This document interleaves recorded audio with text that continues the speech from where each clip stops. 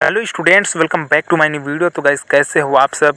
उम्मीद है आप सब लोग अच्छे होंगे। तो गाइस, अगर आप लोग कक्षा 10वीं और 12वीं के स्टूडेंट्स हैं और रुक जाना नहीं का एग्ज़ाम दिए हैं या नहीं दिए हैं, उससे कोई फ़र्क नहीं पड़ता है। लेकिन आप लोग अगर दिए होंगे तो बहुत अच्छी बात है, और नहीं दिए होंगे तो भी बहुत महत्वपूर्ण ये जानकारी है जो आज की इस वीडियो के अंदर हम देने वाले हैं। गाइस, अगर आपको नहीं पता तो ये जानकारी इतनी महत्वपूर्ण है कि इसके बगैर आपका बहुत बड़ा काम रुक सकता है।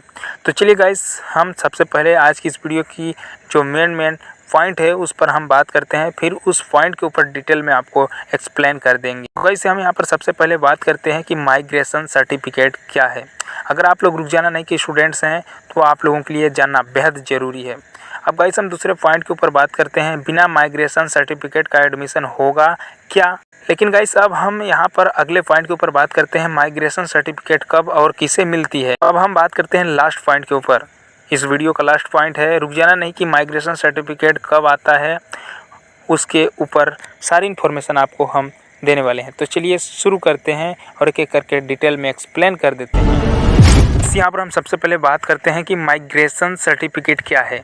तो गाइस, ये माइग्रेशन सर्टिफिकेट जिसे इंग्लिश में बोलते हैं और इसका हिंदी नाम है प्रवर्जन प्रमाण पत्र। यानी कि जब आप किसी स्कूल को या मतलब किसी कॉलेज को छोड़ के मतलब वहाँ से हमेशा और हमेशा के लिए ट्रांसफ़र हो जाते हैं कहीं दूसरे जगह, अगर आप एडमिशन लेना चाहते हैं तो वहाँ पर आपको एक माइग्रेशन सर्टिफिकेट मिलता है।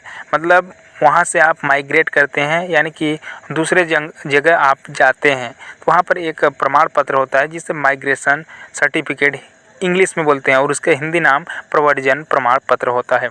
तो ये आप लोगों के लिए एक छोटा सा और बहुत महत्वपूर्ण डॉक्यूमेंट्स होता है। अब गाइस, हम दूसरे पॉइंट के ऊपर बात करने वाले हैं, बिना माइग्रेशन सर्टिफिकेट का एडमिशन होगा क्या। तो गाइस, अगर आपको इस टॉपिक के ऊपर डिटेल में पता नहीं है तो आपको घबराने और टेंशन लेने की बिल्कुल भी आवश्यकता नहीं है, लेकिन जानना बेहद ज़रूरी है।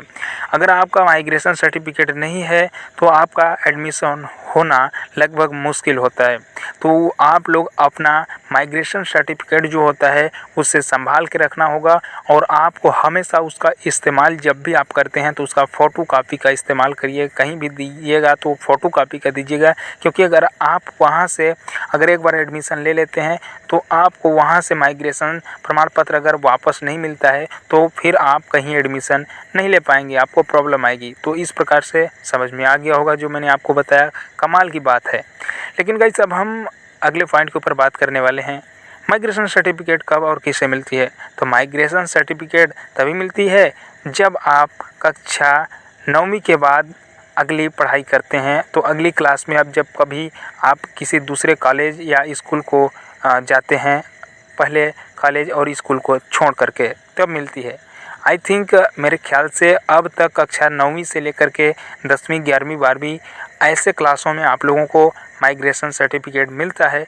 लेकिन आपको मैं बता दूं कि अगर अपडेट हो जाए ऐसा तो 8वीं 7वीं 5वीं भी हो सकता है। तो और किसे मिलती है, और उसे ही मिलती है जो कक्षा 9वीं से लेकर के 12वीं तक का एडमिशन कहीं ना कहीं करवाते हैं दूसरे जगह जाकर। तो आई थिंक जो मैंने आपको बताया शायद समझ में आ गया होगा, उम्मीद है। तो अब हम लास्ट पॉइंट के ऊपर बात करते हैं कि रुक जाना की माइग्रेशन सर्टिफिकेट कब आता है।